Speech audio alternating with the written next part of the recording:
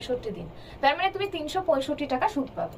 365 টাকা তোমাকে পেতে হবে, কিন্তু কিভাবে পেতে হবে?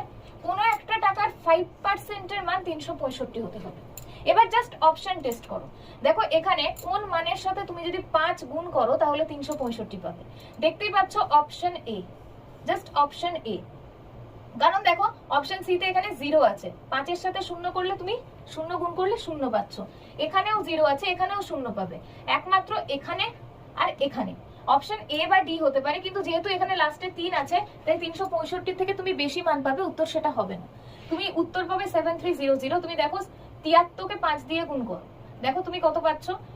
তো যেহেতু টাকাটা ধরেছিলাম 100 টাকা, তাই 100 দিয়ে গুণ করতে হবে, উত্তর হবে 7300, উত্তর অপশন এ। এরকম যদি আরো শর্টকাট নিয়ম জানতে চাও প্রত্যেকটা চ্যাপ্টারের, তাহলে অবশ্যই এক্ষুনি চ্যানেলটা সাবস্ক্রাইব করে নাও আর বেল আইকনে ক্লিক করে দাও।